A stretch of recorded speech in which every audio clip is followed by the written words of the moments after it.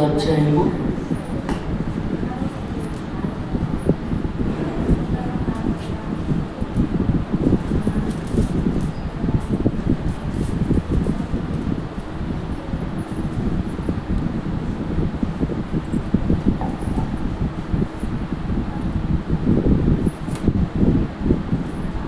మన తండ్రి దేవుని ప్రభు యేసుక్రీస్తు కృపా సమాధానం కరుణగాక. ఆమేన్.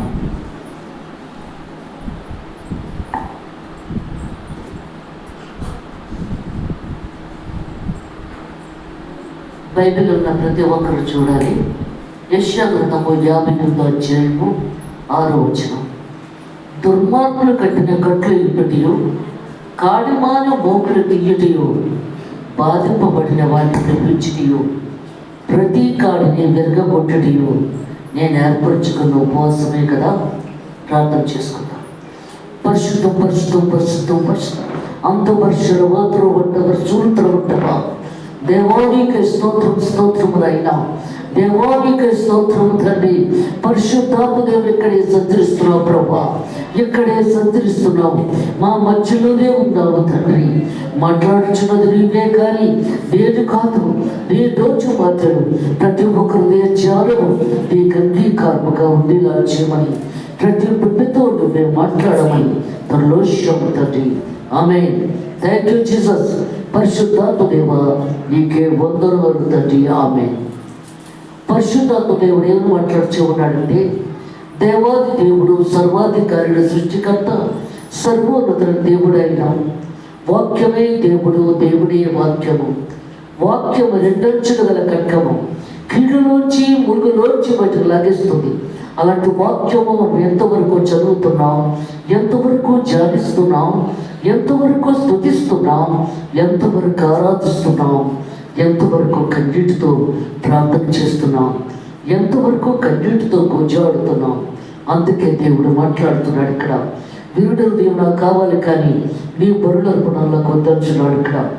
యేసు ప్రభు లోకంలోకి వచ్చినప్పుడు విశ్వాసాన్ని కృపను తీసుకొచ్చాడు. విశ్వాసము లేకుండా దేవునికి ఇష్టడే ఉండుట అసాధ్యము. ఆయన ఉన్నాడని ఫలము దయచేయవాడని నమ్మినప్పుడే కార్యం జరుగుతుంది, లేకపోతే కార్యము జరగదు. అక్కడ వాక్యము మన పాదములకు దీపమై ఉన్నది, అది వెలుగై ప్రకాశిస్తుంది. ఆ వెలుగులో మనం ఎంతవరకు నడవగలుగుతున్నాం, ఎంతవరకు జీవించగలుగుతున్నాం. వాక్యం అని వెలుగులో నడవాలి. ఆది యందు వాక్యం ఉండను, వాక్యము దేవుని యందు ఉండను, వాక్యము దేవుడే ఉండను అని శరీరదారుడే మన మధ్యలో ఉండను. ఇద్దరు ఒకరు ఉన్న దగ్గర నేను ఉంటానని సరించిన దేవుడైనా ఎంతవరకు మనం దేవుల్లో జీవిస్తున్నాం, ఎంతవరకు కన్నీరు కారుస్తున్నాం. అందుకే దేవుడు మాట్లాడుతున్నాడు ఇక్కడ. మరియ మార్తలకి దేవుని మీద విశ్వాసం లేదు, నమ్మకం లేదు అక్కడ. ఎందుకంటే మార్తకి కొంచెం ఉన్నా మరియకు అసలు లేదు దేవుని మీద. కానీ మార్త దేవుడు దోవలో కనబడినప్పుడు ఆయన చెయ్యి పట్టుకొని తీసుకొచ్చింది ఇంటికి. వచ్చిన తర్వాత కూర్చున్నారు ఆయన. కానీ మరియ మాత్రం వచ్చి ఆయన పాదాల దగ్గర కూర్చొని వాక్యం వింటుంది. వాక్యం చెప్పండి ప్రభావం వింటుంది. కానీ మార్త తీసుకొచ్చిన మనిషి ఆమె దేవుడి దగ్గర కూర్చోలేదు. వంటగదిలో మంచి భోజనం పెట్టాలి ప్రభుకని ఆశపడుతుంది అక్కడ. అందుకే దేవుడు మాట్లాడుతున్నాడు ఇక్కడ. మరియ వాక్యం చేస్తుంది, అక్కడ ఆవిడ ఆలోచిస్తుంది. అప్పుడు ప్రభుతో అంటుంది, ప్రభా నేను ఇంత కష్టపడుతున్నాను కదా, నీ కొంచెము కూడా చింత లేదా అని అడిగింది ప్రభుని.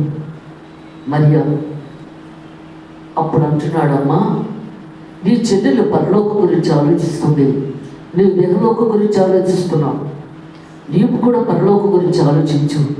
నాకు భోజనము పానము కోసం నాకొద్దు, నువ్వు దేవుని గురించి ఆలోచించు అన్నాడు దేవుడు అక్కడ. అనేసి వెళ్ళిపోయాడు ఆయన.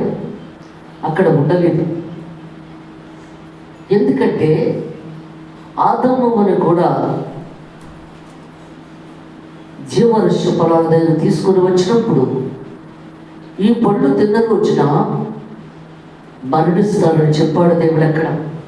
చెప్పిన తర్వాత అక్కడ నిలబడలేదు, ఆయన వెళ్ళిపోయాడు. ఎందుకంటే మనుషులు ఏ విధంగా ప్రవర్తిస్తారో, ఏ విధంగా జీవిస్తారో ఆయనకు తెలుసు దేవునికి. ఆయన వెళ్ళిపోయాడు. ఆయన ఎక్కడ కూడా యేసు ప్రభు చెప్పేసి వెళ్ళిపోయాడు ఆయన.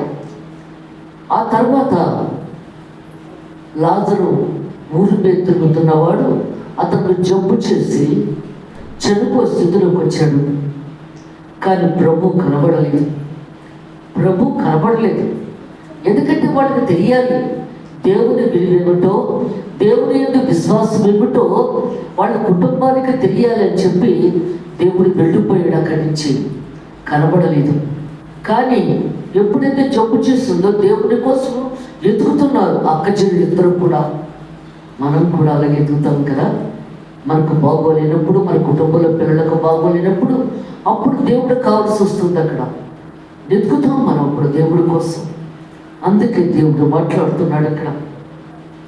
అప్పుడు ప్రభుకి కబురు వచ్చింది, లాజరు చనిపోయాడు, సమాధి కూడా చేయబడ్డాడని చెప్పి. కానీ దేవుడు రాలేదు. ప్రతి మనిషికి దేవుడు విలువ తెలియాలి, అంటే రుచి తెలియాలి. అక్కడ ఎదురు చూస్తున్నారు, చనిపోయి ఏడుస్తున్నారు అక్క చెల్లిద్దరు. అప్పుడు వచ్చాడు ప్రభు. అప్పుడు ఆయన పాదాలు పట్టుకొని కన్నీటి కార్చారు. ప్రభా, నువ్వు ఎక్కడ ఉంటే నా సహోదరుడు చావకుండరు. నువ్వెక్కడ ఉంటే నా సహోదరుడు చావకుండరు. అందుకే దేవుడు మాట్లాడుతున్నాడు ఇక్కడ. ఎంతవరకు అంటే మనం దేవుల్లో ఉంచున్నాం, ఎంతవరకు దేవుల్లో బ్రతుకుతున్నాం, ఎంతవరకు జీవిస్తున్నాం మనం. అందుకే దేవుడు మాట్లాడుతున్నాడు. కష్టం వస్తేనే దేవుడు కానీ, సుఖం వస్తే దేవుడు అక్కరలేదు. సంతోషంలో మునుగు తేలిపోతాం. ప్రార్థన అక్కరలేదు, వాక్యం అక్కరలేదు అక్కడ. అందుకే దేవుడు మాట్లాడుతున్నాడు ఇక్కడ.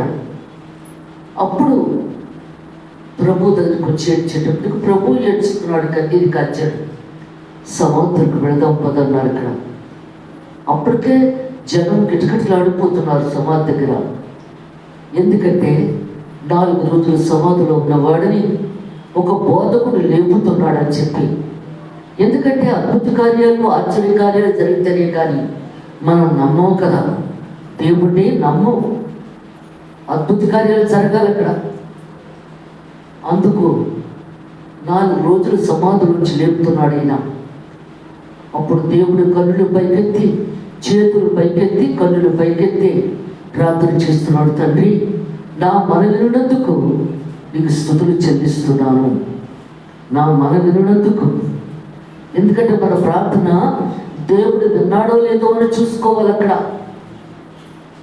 యేసు ప్రభు దేవుడే ఉండి కూడా తన తండ్రికి నా మనవి వినున్నందుకు నీకు స్తుతులు చెల్లిస్తున్నాను, లాజరు బయటకు అన్నాడు. సమాధిలో ఉన్న లాజరు బయటకు వచ్చేసాడు. అక్కడ ఉన్న వారందరూ మారిపోయారు. ఆ కుటుంబం అంతా కూడా మారిపోయింది. ఎందుకంటే మారాలి, ప్రతి ఒక్కరూ మారాలి. ఉపవాస ప్రార్థన చేస్తున్నాం. ఎలా చేస్తున్నాం ఉపవాస ప్రార్థన? అందుకంటున్నాడు దేవుడు ఇక్కడ. అందరికీ కనబడాలనే కాదు, ఎందుకంటే నువ్వు గుట్టుగా ప్రార్థన చేసుకోవాలి. దేని గురించి ప్రార్థన చేస్తున్నావో అది దేవుడికి నీకే తెలియాలి, కానీ ఊరందరికీ తెలియకర్లేదు నువ్వు ఉపవాస ప్రార్థన చేసినప్పుడు. అందుకే దేవుడు మాట్లాడుతున్నాడు. ఏమంటున్నాడు? దుర్మార్గులు కట్టిన కట్లు ఇప్పటియు, కాడిమాని మోకులు తీయటయు. ఎందుకంటే ఇవన్నీ ప్రార్థన చేయాలంటే దుర్మార్గులతోటి. అందుకంటున్నాడు, దుష్టుల ఆలోచన చెప్పులు నడవక, పాపుల మార్గము నిలవక, అపహాసుకులు కూర్చుండక యెహోవా దేవారాధనలు జానించేవాడు ధన్యుడు.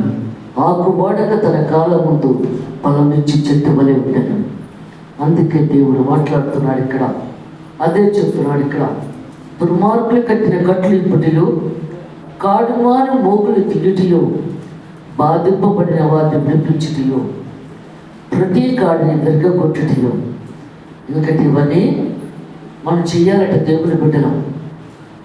అందుకంటే దులుపుకొని వెళ్ళిపోవడం కాదు. పక్క నుంచి ఎవరెవరు కష్టంలో ఉన్నారు, ఎవరెవరు బాధల్లో ఉన్నారు, మన పొరుగువారు, మన పక్కింటి వారు, ఎవరు మన స్నేహితులు, మన చర్చిలో వాళ్ళు ఎవరు కష్టంలో ఉన్నా సరే, అమ్మ ప్రార్థన చేద్దాం, దేవుడు తప్పకుండా మంచిగా చేస్తాడు అని మనం ధైర్యం చెప్పాలి వాళ్ళకి. కానీ భలే జరిగింది వీళ్ళకి అని అనుకోకూడదు ఇక్కడ.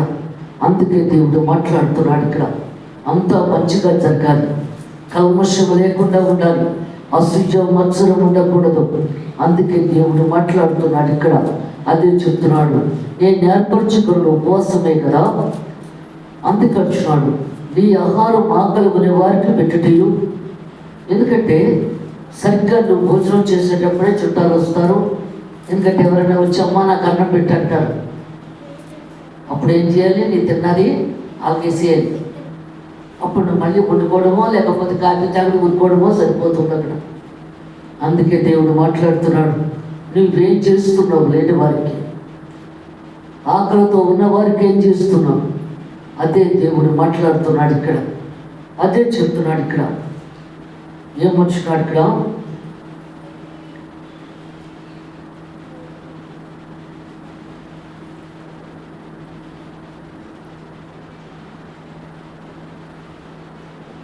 అలాగనే నువ్వు చేసిన ఎడల నీ వెలుగు ఎక్కువ చుక్కవలే ఉదయించను.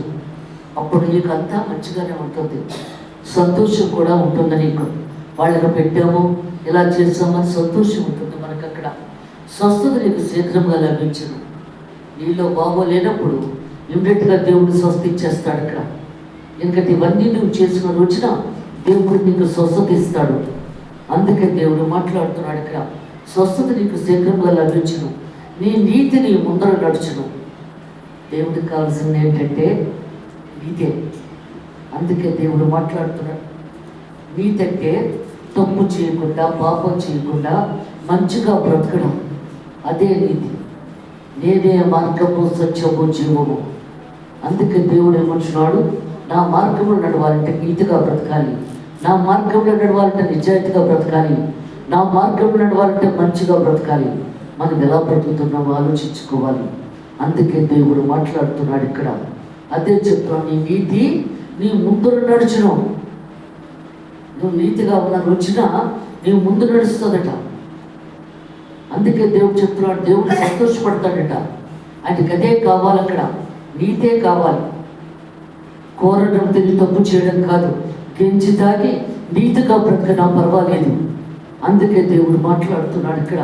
ఆయనకి కావలసిందనే ఒక దినము నువ్వు అక్కడికి వెళ్ళాలి, ఆయన దగ్గరికి నువ్వు వెళ్ళవలసి ఉన్నది. అందుకే దేవుడు మాట్లాడుతున్నాడు ఇక్కడ. ఎందుకంటే దేవుడు ఇక్కడ చెప్తున్నాడు ఇక్కడ, హిజ్కియా రాజపుట్టుతో బాధపడుతున్నప్పుడు దేవుడు 15 సంవత్సరాల ఆయుష్ను పొడిగించాడు. నా దేవుడు గొప్పవాడు, నా దేవుడు స్వస్థపరుస్తాడు అన్న మాటకి 15 సంవత్సరాల ఆయుష్ను పొడిగించాడు ఆయన. మహారాజు గారికి జియాకి ఈపు మీద క్యాన్సర్ గడ్డ వచ్చినప్పుడు. ఎందుకంటే దేవుడు సంతోషపడిపోతాడండి.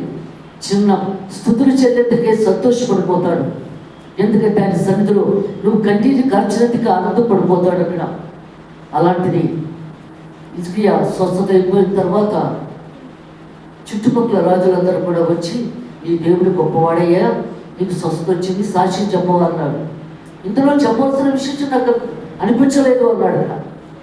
ఎందుకంటే సాక్ష్యం చెప్పడం నాకు అనిపించలేదు. దేవుడు చూశాడు, ఏంటి ఎలా మాట్లాడుతున్నాడు అని అనుకుంటున్నాడు ఇక్కడ. ఎందుకంటే కొంచెం గడికో మాట మాట్లాడతాం మనం. ఇప్పుడు ఒక మాటలు మాట్లాడతాం, గడికో ఇంకోటి మాట మారిపోతుంది. దేవుడి దగ్గర ఎలా కుదరదు కదా. ఆయన ఆలోచిస్తున్నాడు. అప్పుడు యెషయాను పంపించాడు. ఏంటి అలా మాట్లాడుతున్నాడు, వెళ్ళి మాట్లాడరా అన్నాడు ఇక్కడ. అప్పుడు నీకు స్వస్థ వచ్చింది కదా, సాక్ష్యం చెప్పవా అని అడిగాడు యెషయా వచ్చి. ఇందులో చెప్పాల్సిన విషయం నాకు అనిపించలేదు అన్నాడు.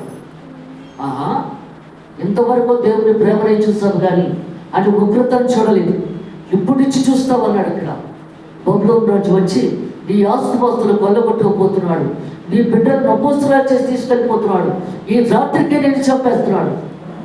పాపము పరిపక్వమైనప్పుడు మరణము తచ్చము, ఆకే ప్రసక్తి లేదక్కడ. ఆ సింహాసనం ఖాళీగా ఉంది. యెషయా సింహాసనాన్ని తడిపి చూస్తున్నాడు. ఇంత మంచి మహారాజు చనిపోయాడు కదా, మరలా ఎలాంటి మహారాజు వస్తాడని తడిమి చూస్తున్నాడు, కళ్ళు కనపడలేదు, చెవులు వినపడలేదు యెషయాకి. అప్పుడు దేవుడు అంటున్నాడు, యెషయా పిలిచాడు, చెప్పుము ప్రభు అన్నాడు. ఏలోక సంవత్సరాలు చూస్తున్నామేంటి? పరలోక సంవత్సరాలు చూడవు. మనం చూసేది పరలోక సంవత్సరాన్ని, ఏలోక సంవత్సరాన్ని కాదు చూసేది మనకి. అందుకే దేవుడు మాట్లాడుతున్నాడు ఇక్కడ. దేవుని గుడి పక్కన ఎడం పక్కన 2 కెరూబులు ఉన్నాయి. 6 రెక్కలతో, 2 రెక్కలతో కళ్ళు కొప్పొచ్చినవి, 2 రెక్కలతో కాళ్ళు కొప్పొచ్చినవి, 2 రెక్కలతో ఎగురుచున్నవి. పరలోకమంతా దత్తరిల్లిపోతుంది, గడప గొంగులు కదిలిపోతున్నాయి. దేవుడు పరిశుద్ధుడు పరిశుద్ధుడు పరిశుద్ధుడు గానపతి గానాలు వినబడుతున్నాయి. పరిశుద్ధత ఎంతవరకు అండి? పరిశుద్ధత ఎంతవరకు పరిశుద్ధంగా ఉంటున్నాం? అందుకే దేవుడు మాట్లాడుతున్నాడు ఇక్కడ. ఆయనకు పరిశుద్ధత కావాలి, అది మనం ఇవ్వాలి. ఎంతవరకు అందిస్తున్నాం? అతను మనిషి తప్పు చేస్తున్నాడు, నేను తప్పు చేయకపోతే ఏంటి? పర్వాలేదు, దేవుడు ఏమంట కదా, మా ఆయన తప్పు చేస్తున్నాడు, నేనేదో తప్పు చేయకపోవాలి. అలాంటి మనసు నీకున్న రోజున నువ్వు దేవుడి రాజ్యంలో అడుగు పెట్టదు. అందుకే ఎవడు పాపాన్ని వాడు పోతాడని వదిలేయ తప్ప ఇంకో విధంగా చూసుకోకూడదు. అదే దేవుడు మాట్లాడుతున్నాడు ఇక్కడ, అదే చెప్తున్నాడు ఇక్కడ. సర్వ సృష్టికర్త సర్వోన్నత దేవుడు ఆయన ఏమొచ్చినాడు ఇక్కడ? యెహోవా మహిమ సైన్యపు ఎనిమిది భాగము కావలకాయను. ఎందుకంటే యెహోవా మహిమ సైన్యపు 8 భాగము కావలకాయను.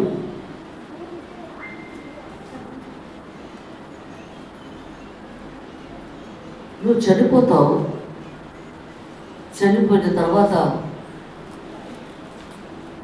నువ్వు అనుకుంటావు, నీ భర్త చనిపోయిన తర్వాత ఆయన అనుకుంటాడు మీ ఇంట్లోకి రావాలని అనుకుంటాడు చనిపోయిన తర్వాత ఆయన. మరి నువ్వు దేవుళ్ళలో పరిశుద్ధంగా ఉన్నావు కదా, పవిత్రంగా ఉన్నావు కాబట్టి దేవుడు రానవడు, దేవదూత కాపలా పెడతాడు. పరిశుద్ధులుగా ఉన్న వారి దగ్గర దేవుడు కాపలా పెడతాడు.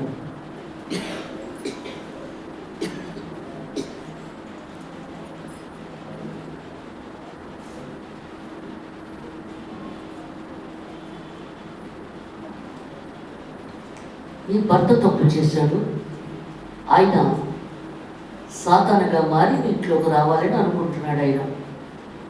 నువ్వు దేవుళ్ళలో బాగా ఉన్నావు, మంచిగా. మరి దేవదూత కాపలా ఉంటుంది కదా నీ ఇంటికి. ఎలాంటప్పుడు లోపలికి ఎలా నడుస్తాడు? ఆయన కట్టొచ్చు, బిల్డింగ్ కట్టొచ్చు, ఏవేవో కట్టొచ్చు, కానీ లోపల ఉండడానికి అధికారం లేదు. ఎందుకంటే నీకు కాపలా కాస్తున్నాడు దేవుడు. నువ్వు దేవుని పెట్టబోయి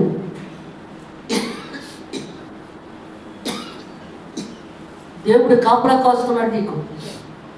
దేవుని బిడ్డలకి, పరిశుద్ధులుగా ఉన్నవారికి, నీతిమంతులుగా ఉన్నవారికి దేవుడు కాపలా కాస్తాడు.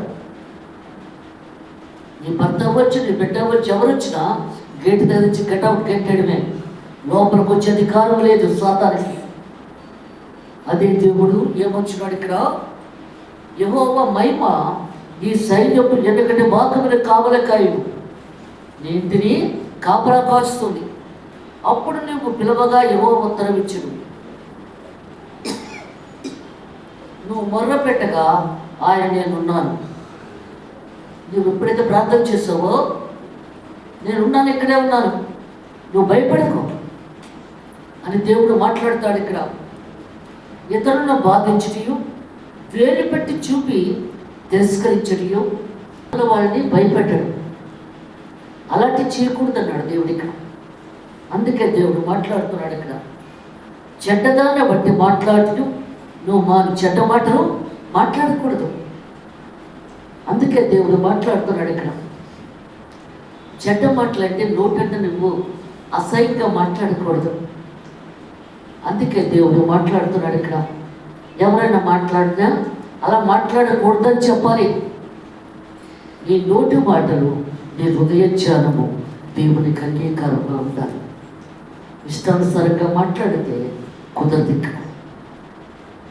అందుకే అంటున్నాడు దేవుడు ఇక్కడ, తప్పుగా మాట్లాడకు. నీ భర్త అయినను, నీ భార్య అయినను, నీ బిడ్డలైనను తప్పుగా మాట్లాడితే ఖండించాలి, సరి చెయ్యాలి. అందుకే దేవుడు మాట్లాడుతున్నాడు ఇక్కడ. చెడ్డదాన్ని బట్టి మాట్లాడి నువ్వు మాని, ఆశించిన దాన్ని ఆకలిగొనే వారికి ఇచ్చి శ్రమపడిన వారిని తృప్తిపరిచినట్లుగా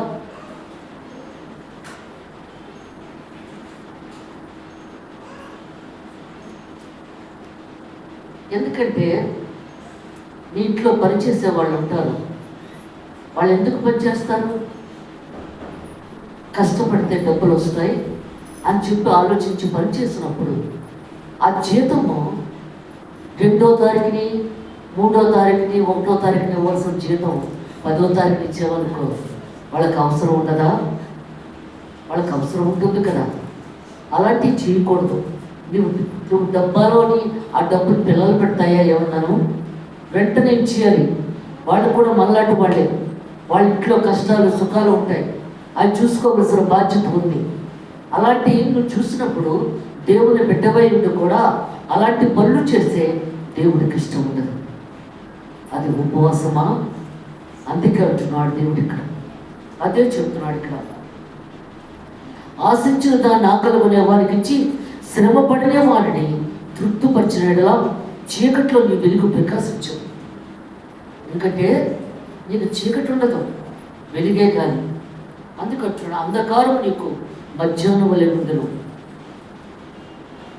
చీకటి అంధకారం 2 గంటలు 1 గంట చీకటిలో నీకేమనిపించదు, ఇది మధ్యాహ్నం వలె ఉంటుంది నీకు.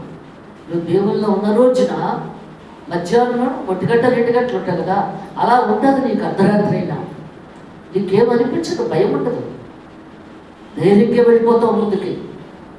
అందుకే దేవుడు మాట్లాడుతున్నాడు, దేవుళ్ళో ఉన్న రోజులు ఇవన్నీ జరుగుతాయి అక్కడ. అందుకే దేవుడు మాట్లాడుతున్నాడు ఇక్కడ, నీవు నీరు కట్టిన తోట వలను. అందుకే దేవుడు మాట్లాడుతున్నాడు ఇక్కడ, ఎప్పుడునూ ఉప్పుకుచుండు నీటి మూట వలన ఉండేదు. ఎందుకంటే కాలువ పట్టిన అరటి మొక్క వేస్తాం, ఏదైనా వేసినప్పుడు అది నీరు ఎప్పుడు అలా పారుతూ ఉంటుంది కదా. అందుకే దేవుడు ఏమన్నాడు, దుష్టుల ఆలోచన చొప్పున నడవక, పాపుల మార్గము నిలవక, అపహాసకులు కూర్చుండే చోటను కూర్చుండక, యెహోవా ధర్మశాస్త్రము నందు ఆనందించుచు దివారాత్రము దాన్ని జారించువాడు ధన్యుడు. ఆకు వాడక తన కాలం ముందు ఫలమిచ్చి చెట్టు వలె ఉండేది. ఆకు వాడక అంటే కాలం పుట్టిన నువ్వు మొక్కలు వేసినప్పుడు ఆ మొక్కలకి ఆ నీరు ఎప్పుడు తడి తగులుతున్నప్పుడు అవి పచ్చగా ఉంటాయి. అలాగే ధర్మశాస్త్రంలో దివారాత్రులు ధ్యానించినప్పుడు నీ కుటుంబం పచ్చగా ఉంటుంది, ఆస్వాదించబడుతుంది. అదే మాట్లాడుతున్నాడు దేవుడు ఇక్కడ, నువ్వు నీరు కట్టిన తోట వలన ఎప్పుడూ ఉబ్బుకుచుండు నీటి మూట వలన ఉండేదవు. నీరెప్పుడూ నీకు తగులుతుందంటే వాక్యం ఎప్పుడు నీలో ఉన్న రోజున ఎప్పుడు నువ్వు పచ్చగానే ఉంటావు. అందుకంటున్నాడు దేవుడు ఇక్కడ. ఏమని చెప్తున్నాడు ఇక్కడ, నా విశ్రాంతి దినమును వ్యాపారము చేయకుండా, 11వ వచనం, నా విశ్రాంతి దినమున వ్యాపారము చేయకుండా నాకు ప్రతిష్ఠితమైన దినమని నీ ఊరకుందని ఎట్లా విశ్రాంతి దినము మనోహరమైనదియు యెహోవా ప్రతిష్ఠించే దినమనియు ఘనమైనదనియు అనుకుని దాన్ని ఘనముగా ఆచరించిన ఎడ్ల నీకు ఇష్టమైన పనులు చేయకు, వ్యాపారము చేయకు, లోకవార్తలు చెప్పుకొనకు ఉండని ఎడల.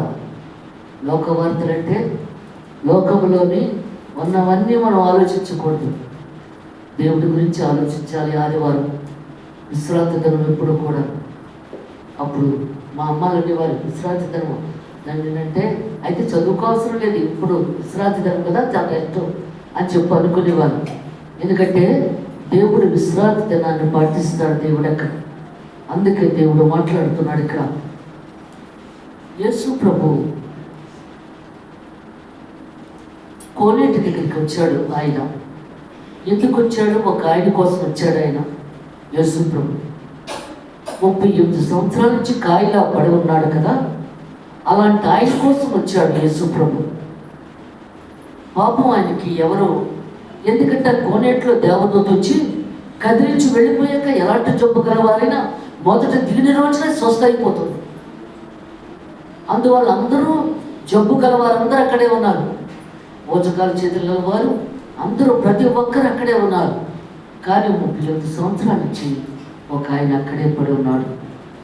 పాపం కింద దిగుదామనేటప్పటికల్లా ఎవరో ఒకరు దిక్కుపోయి స్వస్థ అయిపోతున్నారు.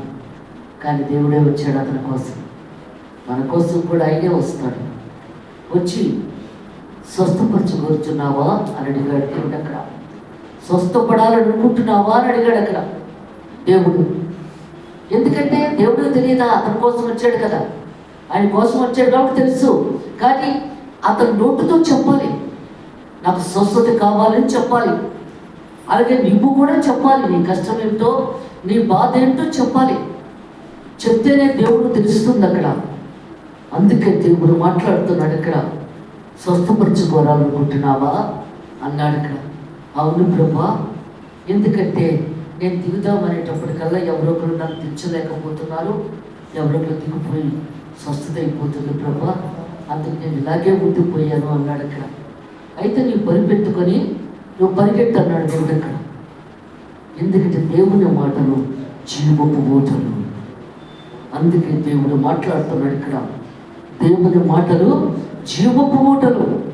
ఆయన మాట్లాడితే చాలు, ఎందుకంటే ఎలాంటిదైనా దద్దరిల్లిపోతుంది. అందుకే దేవుడు మాట్లాడుతున్నాడు ఇక్కడ. ఎల్లు నీ పరిపెత్తుకొని పరిగెట్టాడు అక్కడ. ఆ పరిపెత్తుకొని పరిగెట్టబోతుండగా శాస్త్రులు పరిచయం ఏమంటున్నారు, ఇవాళ విశ్రాంతి దినం కదా, నువ్వు పరిపెత్తుకొని తగదే అన్నారు ఇక్కడ. నన్ను స్వస్థపరిచిన వాడు నీ పరిపెత్తుకొని నడవమని చెప్పాడు, అందుకు నేను నడుస్తాను. ఆయన ఎవరు నాకు తెలియదు, చూడలేదు. దేవుడు అందులోంచి వెళ్ళిపోయాడు బయటికి. ఆ జనసమూహంలోంచి ఈ శాస్త్రులకి పరిసరికి కనబడకుండా ఆయన వెళ్ళిపోయాడు. పాపం ఈ కుట్టుబడి సరిగ్గా చూడలేదు ఆయన. ఎవరు నిన్ను స్వస్థపరిచారంటే నాకు తెలియదు, నన్ను స్వస్థపరిచిన వాడు నీవు పరిపెత్తుకొని పరిగెట్టమని చెప్పాడు, అందుకే నేను పరిగెట్టి వెళ్ళిపోతున్నాను అన్నాడు. అందుకే దేవుడు మాట్లాడుతున్నాడు ఇక్కడ. అదే చెప్తున్నాడు ఇక్కడ. ఏమొచ్చున్నాడు ఇక్కడ, విశ్రాంతి దినమును వ్యాపారము చేయకుడి.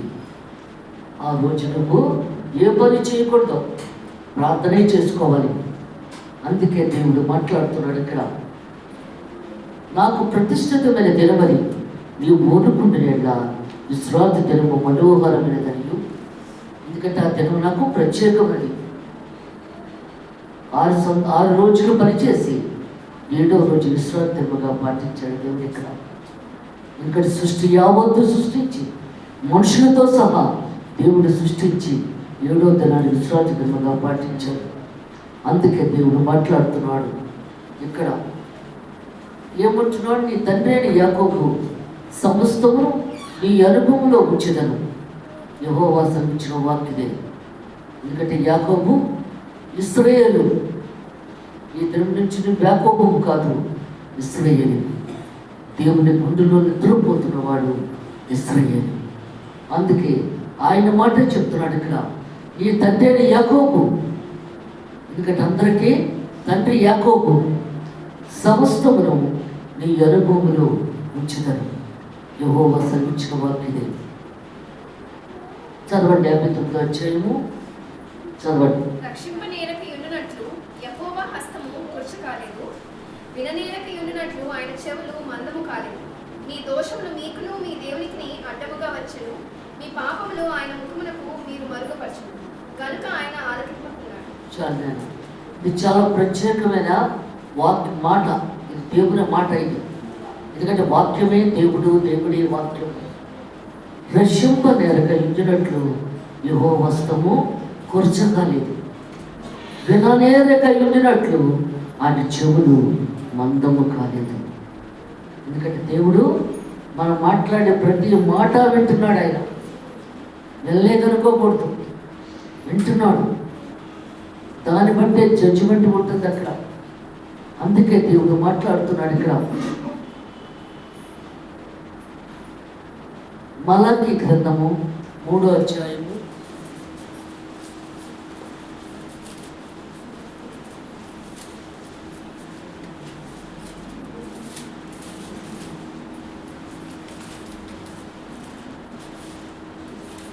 13వ వచనం చదవండి.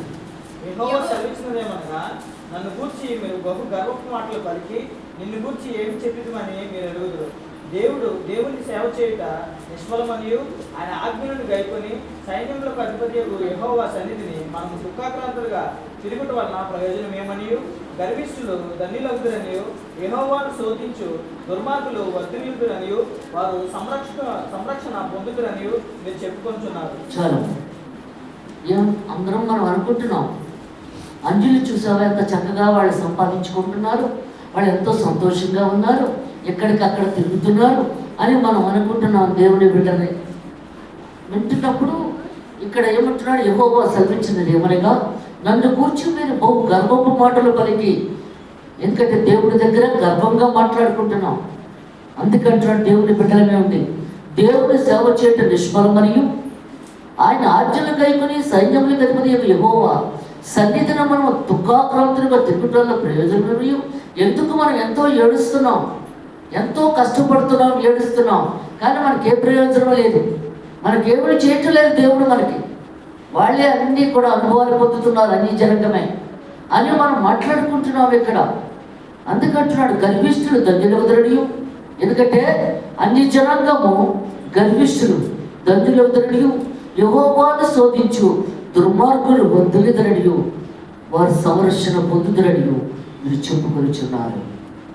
నేను మాట్లాడుకుంటున్నారు కదా, అది దేవుడు వింటున్నాడు. ఆ మాటలు దేవుడు విన్నాడు. అప్పుడు కొంతమంది వారు దేవుని రుచి తెలిసిన వారు, దేవుని మాదిరి తెలిసిన వారు ఇవేం మాట్లాడరు కదా, మంచిగా ఉంటారు. దేవుడిని అలా అనకూడదు, ఎందుకు అలా మాట్లాడుతున్నావు నువ్వు, దేవుడు గొప్పవాడు, అందువల్ల మనం అలా అనకూడదు అని చెప్పి మనం చెప్తాం. కొంతమంది నువ్వు వెళ్ళి చెప్పినా సరే దేవుడు మనకి ఏం చేయట్లేదు అని కొంతమంది అంటారు. అక్కడ దేవుడు వాళ్ళ మాటలు వీళ్ళ మాటలు కూడా వింటున్నాడు ఇక్కడ. అప్పుడు దేవుడు మంచివాడు, దేవుడు మనకు అన్నీ చేస్తాడు అన్న వాళ్ళకి రికమెండేషన్ పత్రం దేవుడు ఇస్తాడు. ఎందుకంటే రుచి తెలిసి ఆయన మాధుర్యం తెలిసిన వారే మాట్లాడతారు లాగా.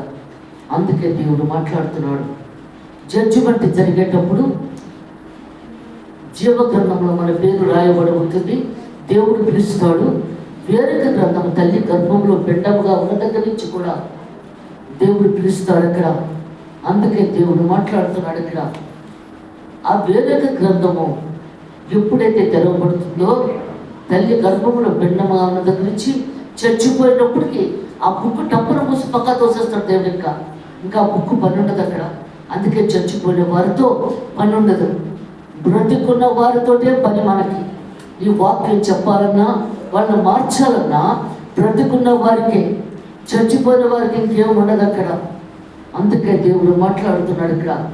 అప్పుడు జడ్జిమెంట్ జరిగేటప్పుడు ఇక్కడ మరి దేవుడు మంచోడు, చాలా మంచోడు అలా అనకూడదు అన్నారు కదా. ఆ రికమెండేషన్ పట్టడం దేవదూత పట్టుకొచ్చేస్తుంది. అప్పుడు అది చూసిన తర్వాత మనం ఏదైనా చిన్న తప్పు చేసినా, ఎందుకంటే ముఖ్యమంత్రి గారి దగ్గర నుంచి వచ్చిన పత్రం ఎలాంటిదో అంత పవర్ ఉంటుంది అన్నమాట అందులో. అందుకు దేవుని పవర్ ఉంటుంది కాబట్టి ఏ చిన్న తప్పు చేసినా సరిచేసి ఆయన మంచిగా పరలోక రాజ్యాన్ని పంపిస్తాడు ఆ రికమెండేషన్ పత్రం. అందుకు అన్యుల దగ్గర కానీ ఎవరి దగ్గర కానీ నా దేవుడు నాకు చేయటం లేదు, నాకు మంచి జరగటం లేదు, నేను ఎంత ప్రార్థన చేసినా అవ్వటం లేదు అని మాత్రం అనకండి.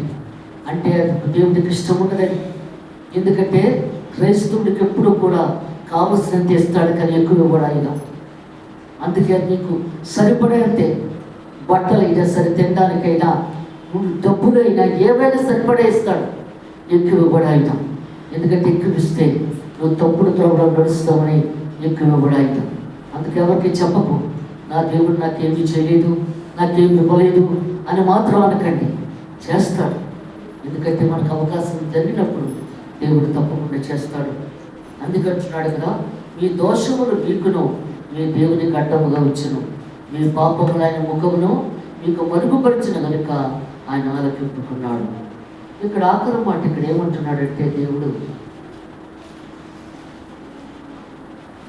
నీవు ఈ లోకంలో ఎన్నో తప్పులు చేసి పాపాలు చేసి నువ్వు చనిపోయిన తర్వాత మరి నువ్వు అక్కడికి వెళ్తావు 40 రోజులు ఇక్కడ సంచరించాక. అక్కడ పెద్ద హాల్ ఉంటుంది. హాల్లో ఉంటారు అందరూ వచ్చి, అంటే పరలోక ద్వారంలోకి వెళ్ళడానికి అందరూ వచ్చి అక్కడ కూర్చుంటారు. అప్పుడు ఒకరి కథలో ఒకరు వెళ్తారు పరలోకంలో దూరంలో. అక్కడ దేవుడు ఉండడు, దేవదూతలు ఉండరు ఆ దూరం దగ్గర. నువ్వు వెళ్ళిపోవచ్చు లోపలికి. అంటే భూలోకంలో నువ్వు మంచి చేస్తే నువ్వు వెళ్ళిపోతావు ధైర్యంగా. ఒకవేళ తప్పు చేసే వరకు నీ పాపం అడ్డంగా వచ్చి నిలబడిపోతుంది. అక్కడ ఎవరు ఉండరు, దేవుడు ఉండడు, దేవదూతలు ఉండరు. అడ్డంగా ఉంటుంది నీ పాపం. ఆ పాపం ఎప్పుడైతే దూరం అడ్డంగా పరలోక ద్వారానికి అడ్డంగా వచ్చేస్తుందో నువ్వు లోపలికి వెళ్ళలేవు. నువ్వు అక్కడే ఏడుస్తావు. దేవుడు, దేవా నన్ను ఎలాగ తీసుకెళ్ళవా, నన్ను ఏమైనా చేయవా అని అడుగుతావు. అక్కడ దేవుడు మాట్లాడు, ఎవ్వరూ మాట్లాడరు. నువ్వు ఎంతకాలం ఏడుస్తావు అక్కడే ఏడ్చాక అప్పుడు దేవుడు దేవదూతతో చెప్తాడు, కింద తోసే అంటాడు విడాడు. ఎందుకంటే ఎవ్వరూ పరలోక ద్వారం దగ్గర ఉండదు. ఈ భూలోకంలో నువ్వు మంచి చేసినప్పుడే నువ్వు పరలోకంలోకి వెళ్తావు, లేకపోతే నీ పాపం అడ్డంగా వచ్చేస్తుంది. అందుకే దేవుడు మాట్లాడుతున్నాడు. ఎందుకంటే లోకంలో నువ్వు సంతోషపడతావా, పరలోక సంతోషాలు కావాలి. అదే చెప్తున్నాడు దేవుడు. అక్కడ పత్రిక చదువు.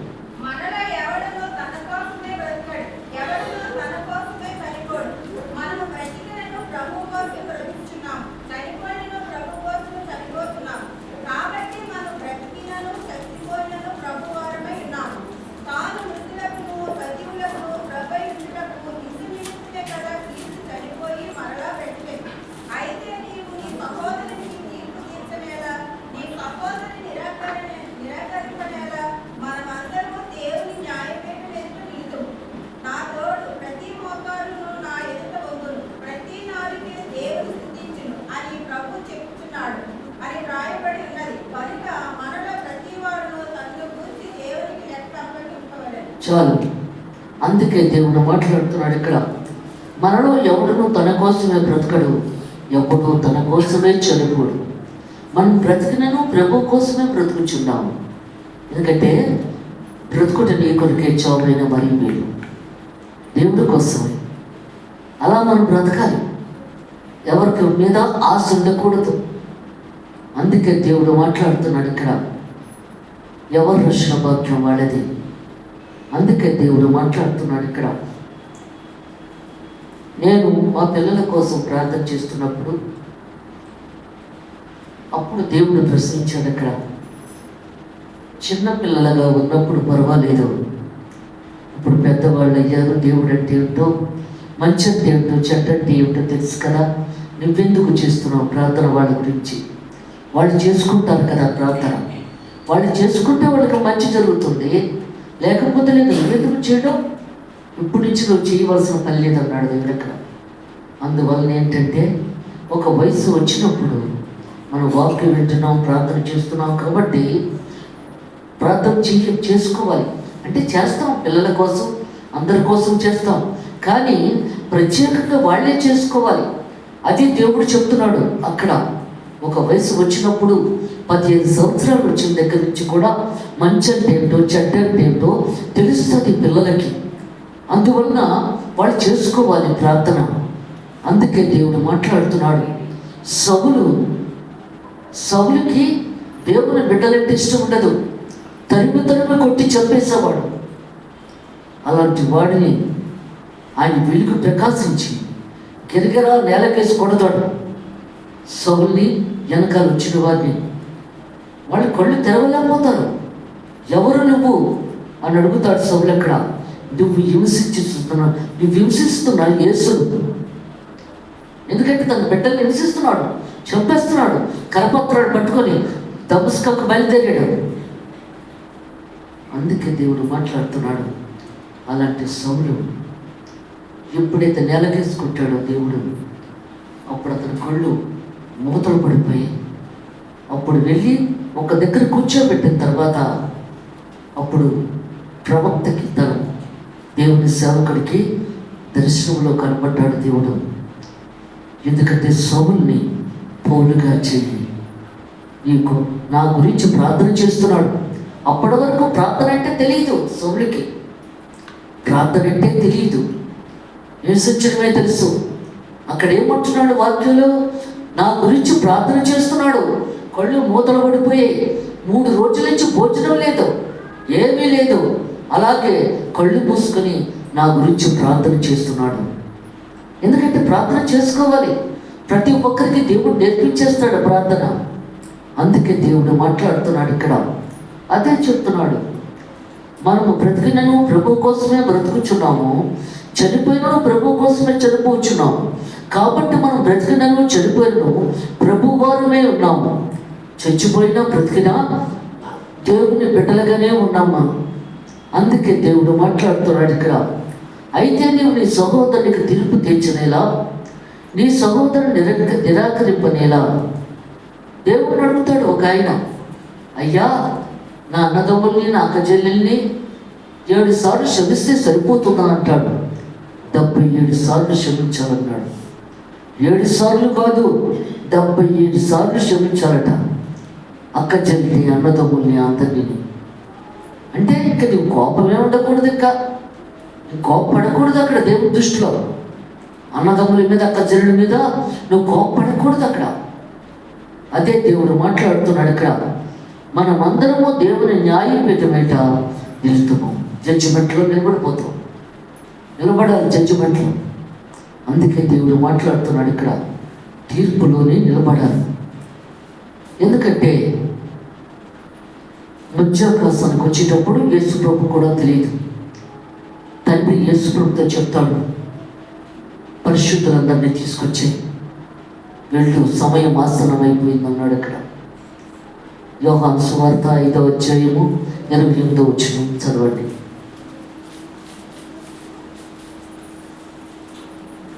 దీనికి ఆశ్చర్యపడుతుంది. ఆశ్చర్యపడు కాలము వచ్చున్నది. ఆ కాలమున సమాధుల్లో ఉన్న వారందరూ ఆయన శబ్దము విని మేలు చేసిన వారు జీవ పునరుత్థానమునకును, కీడు చేసిన వారు తీర్పు పునరుత్థానమునకును బయటకు వచ్చారు.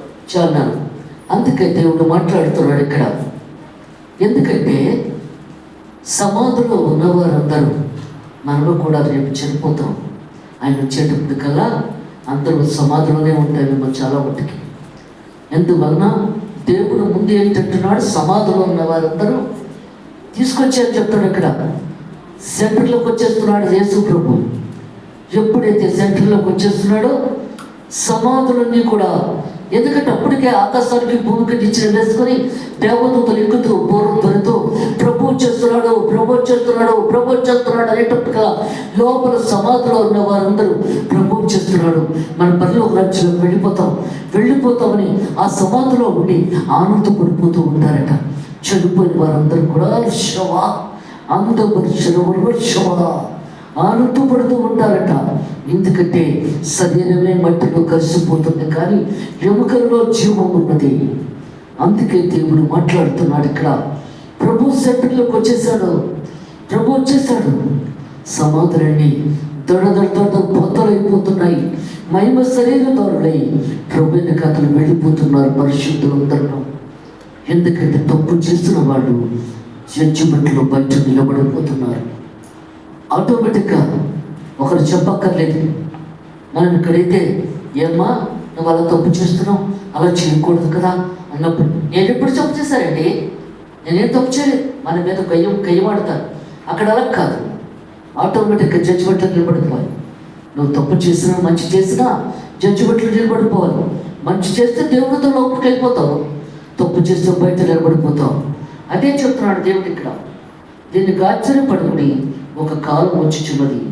ఆ కాలమున సమాధిలో ఉన్న వారందరూ ఆయన శబ్దము విని, ఎందుకంటే సమాధిలో ఉన్న వారందరూ ఆయన శబ్దానికి సంతోషపడిపోతారు. మేలు చేసిన వారు జీవ పునరుత్థానమును, కీడు చేసిన వారు తీర్పు పునరుత్థానమును బయటకు వచ్చారు. జడ్జ్మెంట్. అందుకే దేవుడు మాట్లాడుతున్నాడు ఇక్కడ. తీర్పులోకి వచ్చేస్తారు అందరూ కూడా. మరి నువ్వు ఎలా ఉంటావు, నువ్వు ఎలాగ వస్తావు? అందుకే అంటున్నాడు, దేవుడితో లోపలికి వెళ్ళిపోతావా లేకపోతే బయట నిలబడిపోతావో నువ్వే ఆలోచించుకొని డిసైడ్ అవ్వు. అందుకే దేవుడు మాట్లాడుతున్నాడు ఇక్కడ. ఒకరు చెప్పవలసిన పని ఇది మనకే తెలుస్తుంది, మన హృదయానికి తెలుసు. మనం ఈ లోకంలో ఏం చేస్తున్నామో అది తెలుస్తుంది ఆయన నీకే. అందుకే అంటున్నాడు ఇక్కడ, నా తోడు ప్రతి మోకాలు నైజ వంగను. అందుకంటున్నాడు, ప్రతి నాలికయు దేవుడు స్తుతించును అని ప్రభు చెప్పుచున్నాడు. ఎందుకంటే ఇప్పటికే చాలామంది మారిపోయారు, యేసు ప్రభువులకు వచ్చేసారు. చాలామంది ప్రతి అన్ని జనాంగము తరలి వచ్చేసారు. ఇంకా కొద్దిమందే వెళ్ళారు, వాళ్ళు కూడా మారిపోతారు. రోడ్ల మీద మోకరించి ప్రార్థన చేసేస్తారు, రోడ్ల మీద పాటలు పాడేస్తారు, దేవుని వాక్యం చెప్పేస్తారు. ఎందుకంటే అంత బలంగా జరుగుతుందన్నమాట దేవుడు రాకడలో. అందుకంటున్నాడు ఇక్కడ ఫిలిప్పీయులకు రాసిన పత్రిక 2వ అధ్యాయము 9వ వచనం చదవండి.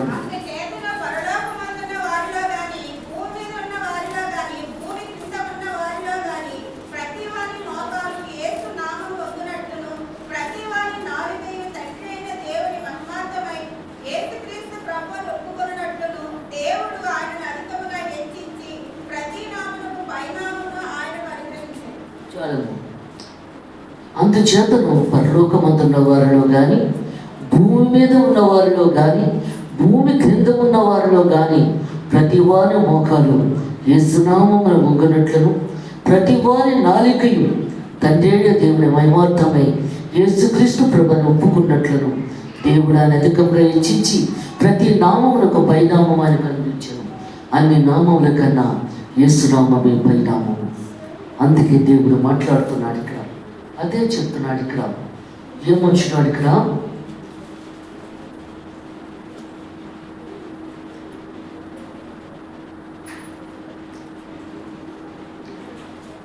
పదిహేను వచనం, నీ సహోదరుడు నీ భోజనం మూలముగా దుఃఖించినట్లా నీ వెనుకను ప్రేమ కలిగి నడుచుకున్న వాడవు కావు. ఎవరి కొరకు క్రీస్తు చనిపోయాడో వారిని భోజనము చేత పాడు చేయకము. మీకున్న మేలైనది దూషణ పాలు కానీయకుడి. దేవుని రాజ్యము భోజనము పానము కాదు కానీ నీతియు సమాధానము పరిశుద్ధత యందు ఆనందమైనది. అందుకే దేవుడు మాట్లాడుతున్నాడు ఇక్కడ. ఎందుకంటే సాతాను ప్రభువును శోధించడానికి వచ్చింది కదా. ప్రభు పాపం 40 రోజులు ఉపవాసంతో ఉండి ఊగిపోతూ జోగుపోతున్నాడు ఆయన. అప్పుడు మంచినీళ్ళు కూడా తాగలేదు ఆయన, మంచినీళ్ళు కూడా 40 రోజులు కూడా. అప్పుడు అంటుంది సాతాను, ఎందుకలా ఊగిపోతున్నావు ప్రభా, రాళ్ళను రొట్లుగా చేసుకొని తినవచ్చు కదా అని అడుగుతుంది. ఎందుకంటే అద్భుత కార్యం చేయి, రాళ్ళను రొట్లుగా చేసుకొని తిను.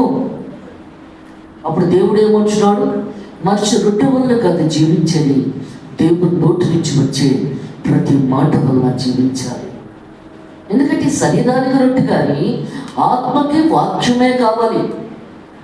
వాక్యం కావాలి, నీ ఆత్మకి నీ జీవానికి వాక్యం కావాలి. ఈ శరీరానికే రొట్టె. అందుకే దేవుడు మాట్లాడుతున్నాడు ఇక్కడ, అదే చెప్తున్నాడు. ఏమొచ్చినాడు, దేవుడు రాజ్యము భోజనము పానము కాదు కానీ నీతియు సమాధానము పరిశుద్ధత యందు ఆనందమై ఉన్నది. నీతియు సమాధానము పరిశుద్ధత ఎంతో ఆనందము కలిగి ఉండాలి. దేవుడికి అదే కావాలి. అందుకే దేవుడు మాట్లాడుతున్నాడు ఇక్కడ. సువార్త చదవండి.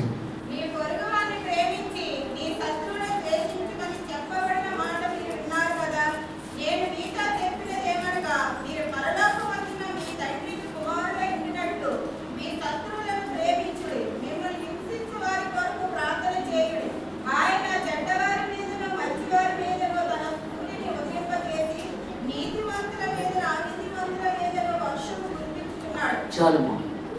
అందుకే దేవుడు ఏమంటున్నాడు ఇక్కడ, నీ పొరుగు వారిని ప్రేమించి నీ శత్రువును ద్వేషించమని చెప్పబడిన మాట మీరు విన్నారు కదా.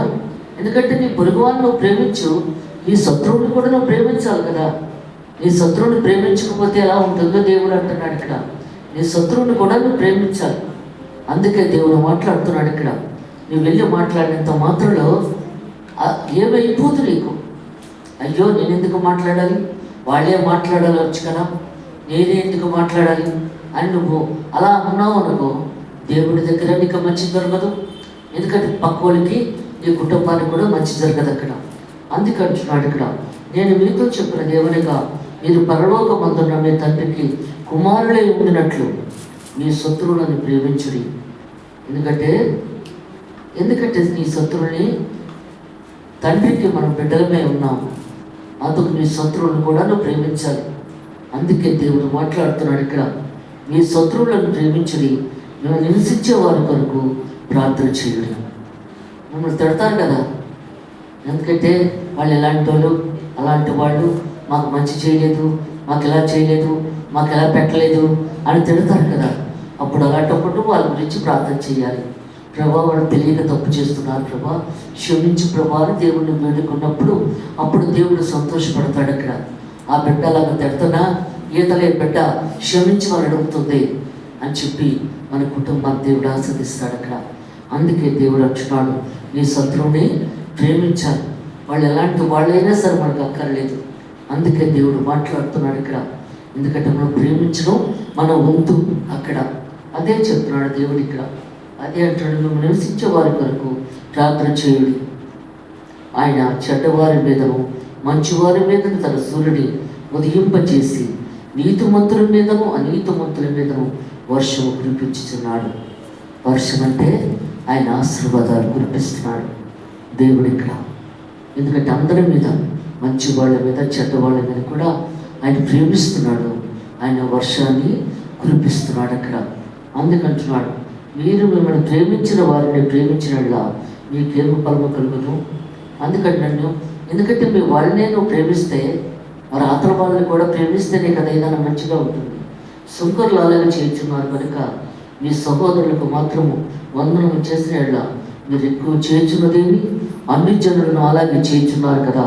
మీ పరలోకపు తండ్రి పరిపూర్ణుడు కనుక మీరు పరిపూర్ణంగా ఉండేదారు. ఎందుకంటే దేవుడు పరిపూర్ణత, నీ పూర్ణ బలముతో, నీ పూర్ణ శక్తితో, నీ పూర్ణ వివేకముతో నువ్వు ప్రార్థన చేసినప్పుడే దేవుడు నీ మొరాలకిస్తాడు. అందువలన ఎక్కువ మన ప్రార్థనలో ఉన్న రోజున దేవుడు మనతో ఉంటాడు. దేవుని పరిశుద్ధ వాక్యం